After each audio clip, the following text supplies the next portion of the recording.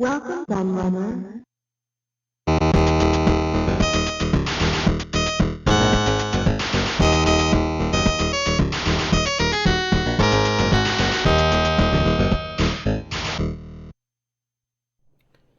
Hello everybody, Q&A Laird here, and I've got a new magazine, Retrospective for you, vintage magazines, in this case, and yes, this is one that will please the Americans, because a lot of the magazines which I look at on this channel are British magazines, but I have looked at a few American magazines, like I looked at um, Games Republic most recently, but I also have looked at EGM and Game Pro on the channel before, and Swap Pro as well.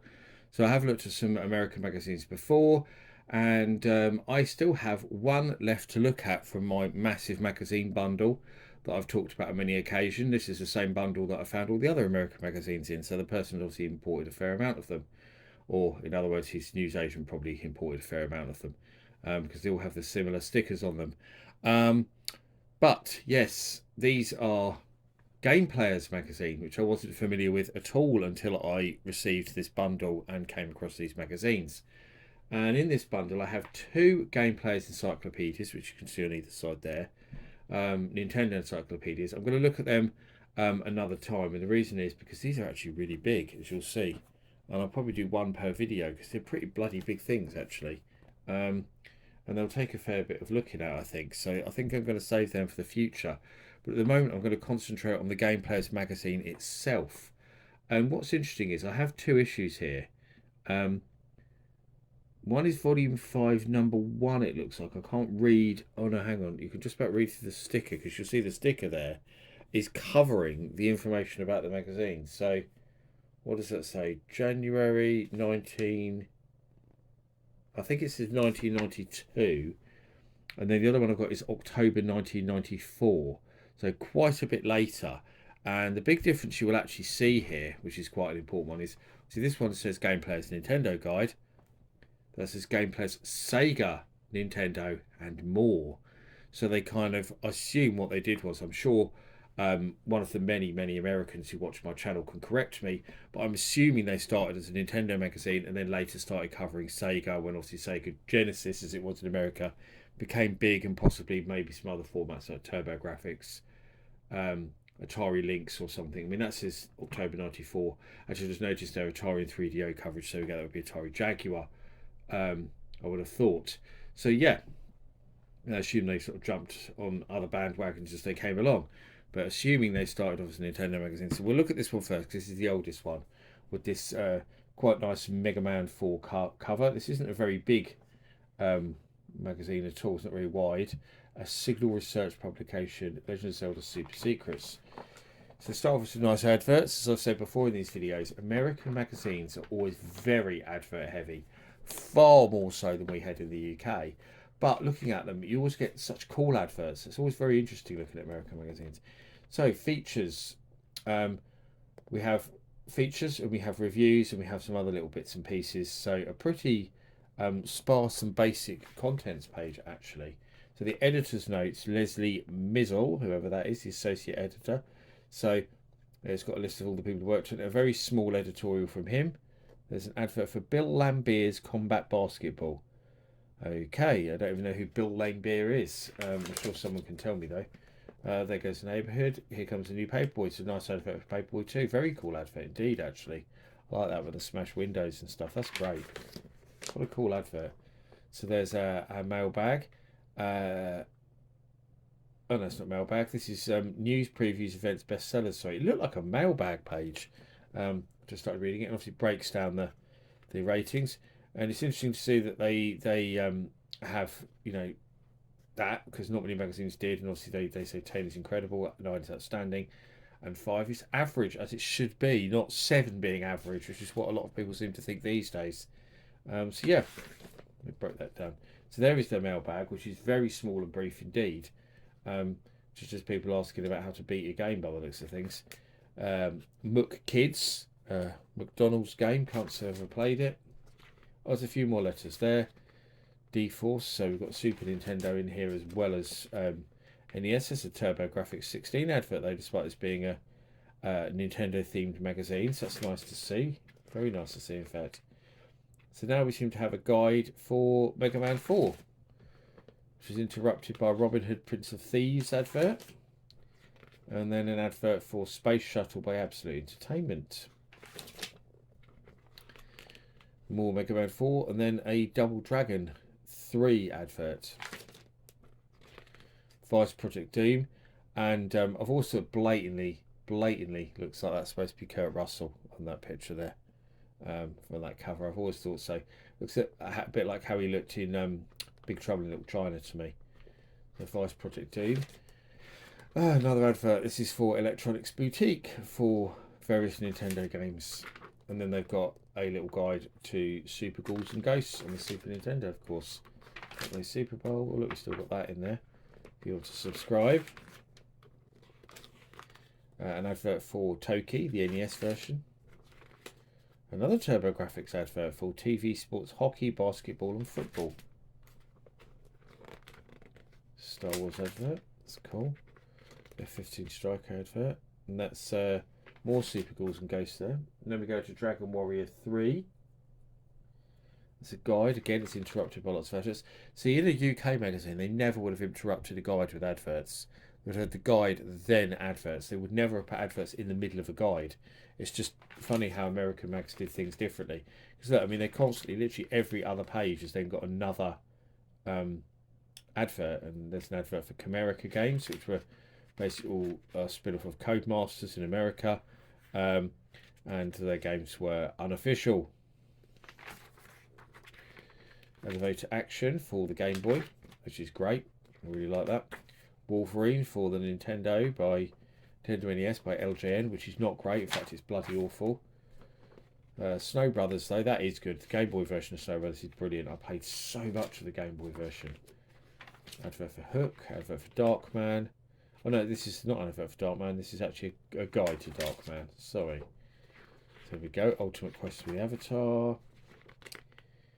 It's too exciting to miss is Bugs Bunny Crazy Castle 2. I'm sure the Angry Video Game Nerd agrees with you. And now we've got Game Boys. We've had some NES, we've had some Super NES, and now we've got some Game Boys. So Castlevania 2 Belmont's Revenge. So a big guide to that with lots of hints and tips and stuff like that. An advert for Flintstones game. And then NES Classic The Legend of Zelda. So that's pretty old by this point actually, wasn't it? Advert for Radical Psycho Machine Racing. I've never heard of that at all. I'm guessing that's rock and roll racing to me. Unless that was the original name and they changed it or something. Very strange. So Mario Lemieux Hockey on Sega Genesis. Also on the links is just plain old hockey. I've got the links version. I've got the Mega Drive version in fact as well, but I played the links version more. Uncharted Waters. A guide. It's mainly like guides to help you get through games, but we do have a few reviews at the back. So there's Beetlejuice for the Game Boy, which is very appropriate because there's a new Beetlejuice film coming out fairly soon, so that's cool to see. 8. Hyperzone for the Super Nintendo, which looks like it's a bit of a rip-off of F-Zero. They gave it 6. That's a nice Game Boy advert, isn't it, there for Irem, R-Type and Kung Fu Master, and then an advert for Super R-Type on the Super Nintendo, which again, very cool advert. Super Bases Loaded for SNES. 9. The Game Handler, whatever that is, it's just some kind of rubbish joystick it looks like. Super Spy Hunter on NES, they gave that a 5. Not as good as the original then. Dark Man, Game Boy advert. Bartmania, so another advert from Acclaim. True Golf Classics. Wile Country Club. I'm not sure 100% how you pronounce that, but they liked that and they gave it an 8. It's on the SNES. Prince of Persia for Game Boy advert. Chips and Bits. So this is a company obviously selling games rather than a company advertising their own games, and they've got most formats there. Look, we've got SNES, we've got TurboGrafx, Master System even, which is quite unusual to see because it wasn't that popular in America. So they seem to have most systems listed there. There's some Triton pads. They look interesting. Nintendo Hotline. Yeah, no one's going to call that because it costs them a fortune. and some adverts for Mindscape games, which is quite cool. So it includes brilliant stuff like Gauntlet 2, Clax, Marble Madness, Paperboy Days of Thunder, and another Simpsons advert on the back page. So yeah, that's that one. And the other one is a bit bigger. As you can see, it's hardbound rather than staple bound. And the other one's hardbound, isn't it, actually? I thought it was staple, just noticed, but it's a lot thinner, as you can see. Difference is quite a bit. So have a look through this one. I assume it's the same format, but we'll find out because I haven't really had a look at this. Cool Street Racer advert. So a much more vibrant contents page in this, completely different editor. So we've got all different people behind it. They've now got a colour key. So they covered Genesis, SNES, Sega CD, Game Gear, Game Boy, NES in there mainly. But it did say it had Atari and 3DO in there. So we'll find out as we go through it. But yeah, looks like quite a different look to it. Pages are different as well because the others was glossy pages. This is matte pages, which is actually good because it means the light doesn't reflect off them as much as I'm going through it. So we've got all sorts of different stuff now because we've got more like previews and stuff, and we've got a little thing about sports games there. So ratings, timelines, what's coming out. Yeah, so they've got games that are coming out, a release schedule, which is I haven't seen the other ones. What's that down there? The future of Capcom. It's like it's a very early version of Sega Saturn they're talking about there. So yeah, Spike McFang. Alpex sues the pants off Mario. Alpex, well, they're the people who created the Fairchild Channel F. Yeah, patent infringement. So I guess that goes all the way back to then. Yeah, that's interesting. So they're bankrupt by that point, but they did sue because obviously the Fairchild Channel F was the first games console. So it seems that that's what it was over, and they won and they got some money off them. Oh, never seen that before. Very interesting. You have to look that up and learn more about that. I might make an interesting video. So top 10 list for different stores. And they've got a UK chart, which is really interesting to see. So top 10 from the UK. With FIFA at the top, which must have really baffled the Americans seeing that at the top. And Kevin Keegan's player manager, because they wouldn't have had any bloody clue who Kevin Keegan was. Gaming gossip. There's talking about 32X there mainly, it seems. A Neo Geo version of Tecmo's Ninja Gaiden is in test sites, but it's received a so-so response. Really? I've never ever heard of a Neo Geo version of Ninja Gaiden. They seem to intimate that it was out being tested, so there was actual ones out there. Yeah, I've never heard that before. Very strange. On the Jaguar front, it's highly likely that Atari developed Primal Rage for the Jaguar. Atari did the program for the arcade game. They're different Atari days, so they've got confused over the different Ataris. It was Time Warner, who owned Atari Games, who did indeed do a Jaguar version, but they've got confused between the two Ataris there. So Tech Talk, more stuff that's coming out, talking about imports. So they're talking about arcade games there as well. Sneak peeks, there's some little previews of some games like the very impressive Bloodshot for the Mega Drive. Pitfall Harry for SNES and Genesis, that's Pitfall the Man Adventure. Looking to the future, Marco's Magic Football, Kawasaki Superbikes, Red Zone, seriously impressive Mega Drive game, Red Zone. I mention it all the time, so cool. Street Racer, Fireteam Rogue, Adventures of Batman and Robin, Flying Nightmares for Sega CD. Isn't that the one that's supposed to be really rubbish? Not sure. Jurassic Park Rampage Edition. Mega Drive, of course, or Genesis is here. Shaq Fu. Yeah, I think we all know about Shaq Fu. Sonic and Knuckles, which is the cover story. Obviously, they've devoted a big section to that. A really cool advert there for Dynamite Heady. And then we've got Beavis and Butthead. That's another Mega Drive game. Vortex, SNES Super FX chip game. Obitus advert for the Super Nintendo. I've played that on the ST. A very interesting game, actually. Cool Breath of Fire advert for Super Nintendo. Nice advert for Urban Strike. And now we've got lots of little tips and cheats.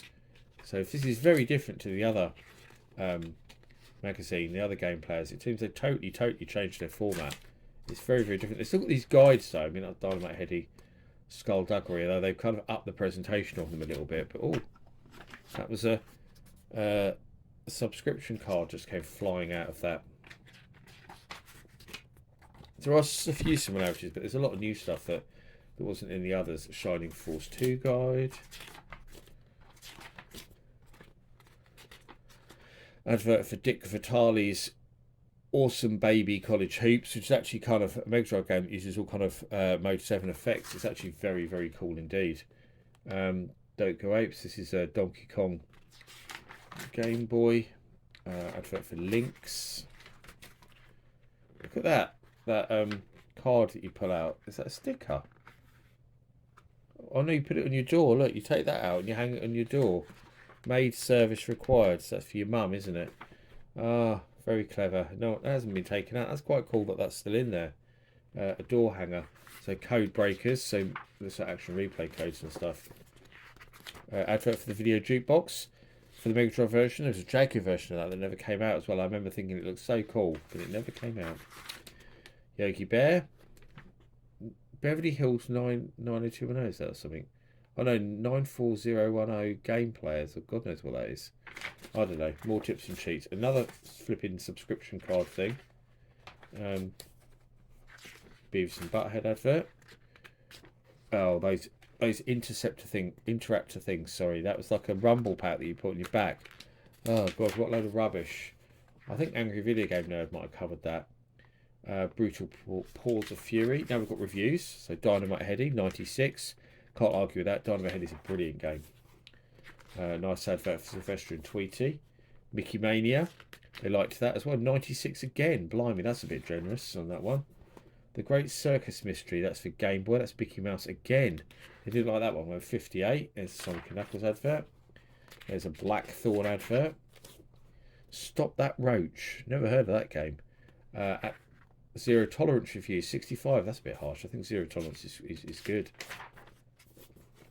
Contra Hard Corps Mega Drive 92. Yeah, not a surprise. Sega CD advert. I actually used that in my recent Sega CD video. I remember having that advert in the video. Final Fantasy 3 98. My God. I just noticed as well in the other issue it was ratings out of 10. They've moved from ratings out of 10 to a percentage, but they still give the individual ratings for graphics, sound, gameplay out of 10, but then give the overall rating as a percentage, which is kind of strange. God, more subscription cards. They don't stop pushing those on you, do they? Formula 1 World Championship. They gave that 77. Bit harsh. Good game.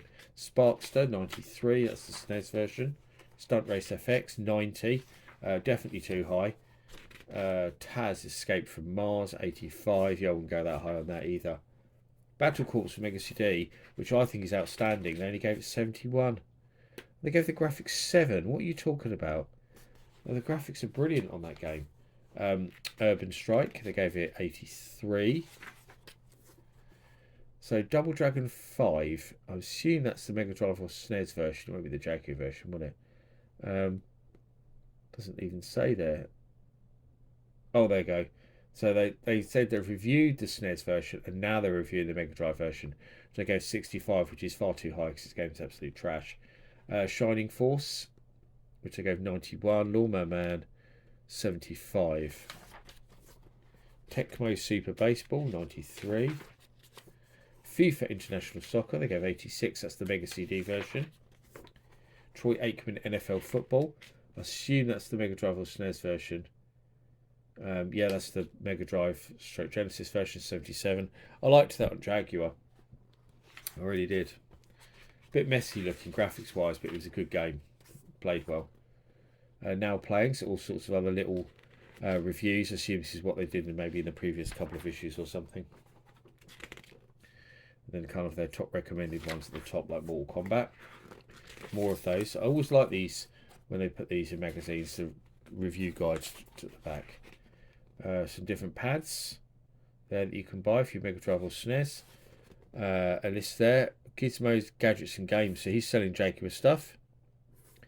That's the only Jaguar stuff I've seen, apart from that little bit of news at the front, really.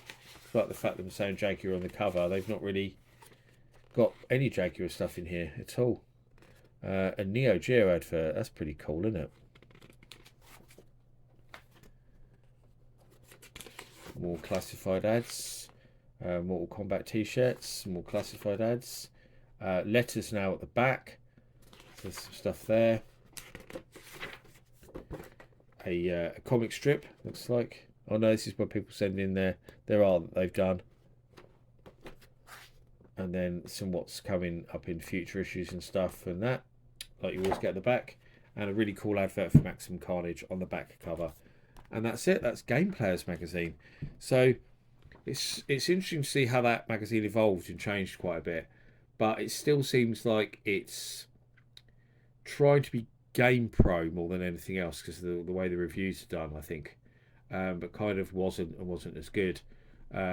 And early on, it seemed they seemed to more focus on the guides and the tips and cheats. But this later issues less so on the guides and tips and cheats of the earlier one, which is interesting because they're based about it being based on strategies still, but they did seem to go more towards the actual talking about the games and reviewing them rather than giving you the strategy guides like in the earlier issue. But still interesting to see. And obviously, as always, please let me know your memories or thoughts on Game Players magazine. I'm sure there's some of you out there, the Americans, who still remember this mag. Let me know if you bought it, what you thought of it, etc. I always love to hear your thoughts and views down in the comments, so please get typing. But as always, I've been the Laird. I thank you for watching, and I'll see you all again for another video very soon. Bye bye.